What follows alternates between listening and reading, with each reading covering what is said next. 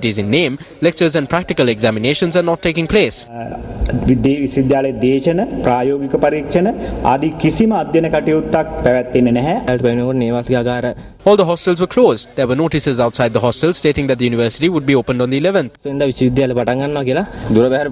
Students from distant areas are now stranded.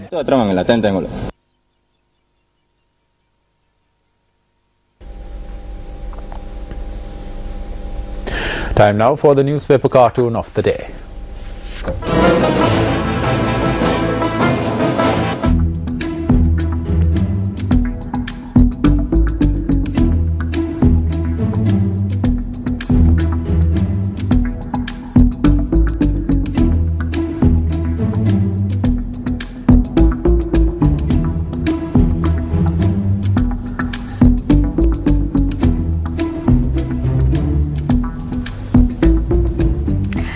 Speaker Chama Rajapaksa states that the Sri Lankan Parliament can learn much by hosting the Commonwealth Parliamentary Meeting. The Speaker expressed this view at a media briefing in Parliament today. The Commonwealth Parliamentary Meeting, which began today in Colombo, will go on until the 15th of this month. This is the third time Sri Lanka is hosting the meeting. Sri Lanka first hosted the Commonwealth Parliamentary Meeting in 1974. The chairperson at this year's conference is Speaker Chama Rajapaksa, while President Mahinda Rajapaksa will be the deputy advisor. 850 representatives from 54 countries are participating in the Commonwealth Parliamentary Meeting. Last year, representatives from nations that were under British rule marked the centenary anniversary of the Commonwealth, which was established in 1911. මේ රටවල් වල ඉන්න පැමිණෙන മന്ത്രിවරුන් සමග සාකච්ඡා කරන්න. This will give us an opportunity to hold discussions with the visiting foreign parliamentarians. It will enable clarifications to be made and for areas of common interest to be discussed. How can they resolve a common problem? This will provide our MPs an opportunity to learn from their experiences through discussion. මේ හැම අත්දැකීමක්ම සාකච්ඡා කරගන්න අපේ മന്ത്രിවරුන්ට ලැබෙන හොඳ ලොකු අවස්ථාවක්. Sri Lankan Parliament represents various members from various parties, so it is open for members to express their opinion. But as far as Sri Lanka is concerned, we have a very good track record on human rights. The Pathfinder Foundation states that if Sri Lanka is to become an energy hub, then it must eliminate the huge financial losses and improve the efficiency of the Ceylon Petroleum Corporation and the Ceylon Electricity Board. The foundation points out that the restructuring of these two institutions cannot be delayed any longer.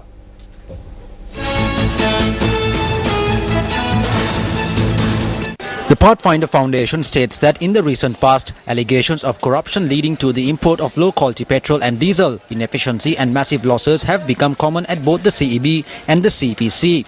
The foundation states that neither the CEB nor CPC managements can clearly identify the specific functional areas where the losses and inefficiencies exist.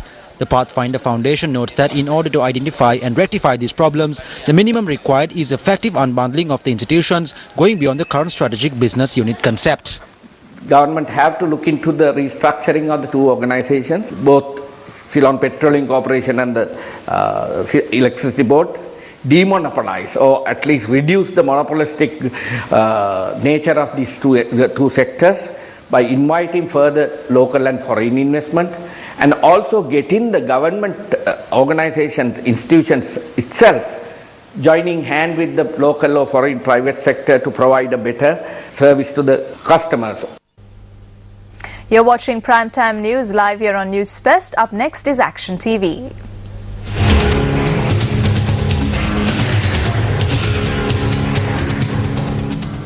The Ministry of Education, which has as yet failed to implement the 3-month-old appointments made by the Public Service Commission to the position of principal at the Vidyaloka Vidyalaya in Galle, the Amarasurya Vidyalaya in Meepawala, the Vembadi Girls High School in Jaffna and Visakha Vidyalaya in Bandarawala, took illegal action with regard to the duly appointed principal of Visakha Vidyalaya Bandarawala today.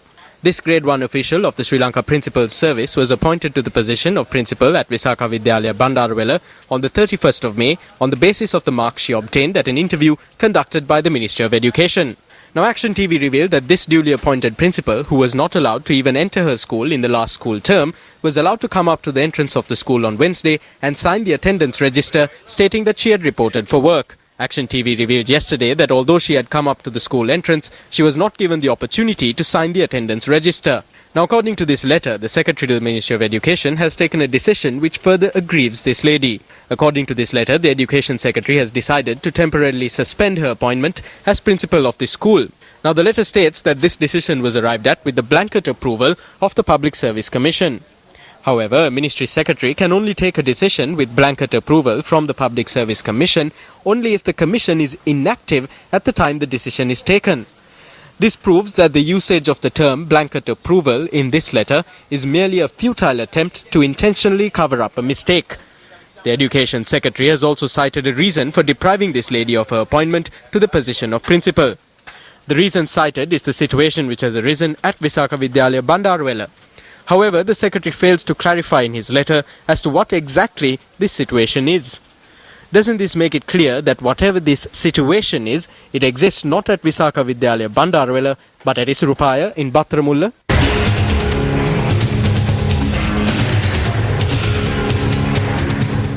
A media briefing was convened by the Maldivian Democratic Party in Colombo today. This was regarding a legal review of the report of the Commission of National Inquiry in Maldives, also known as the Coney Report.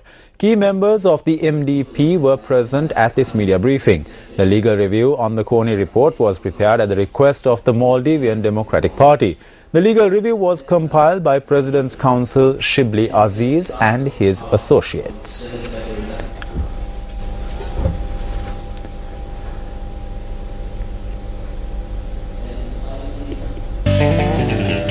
Well, cricket fever is definitely in the air here in Sri Lanka with just 11 more days for the much anticipated ICC 2020 Cricket World Cup to begin.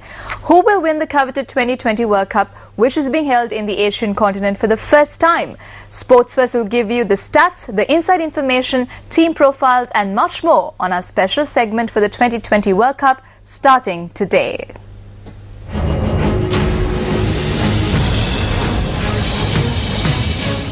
The inaugural T20 World Cup was held in South Africa in 2007 and it saw Pakistan and India reach in the finals. It was India that registered a 5-run win to win the nail-biting final of the inaugural World Cup. However, Pakistan came back to win the second ICC 2020 World Cup in England in 2009, defeating Sri Lanka by 8 wickets.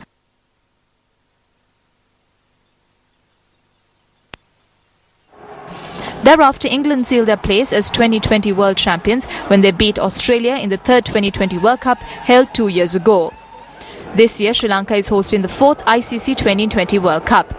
12 teams will battle it out under 4 groups, namely A, B, C and D in this year's tournament. Sri Lanka will compete in Group C alongside South Africa and Zimbabwe.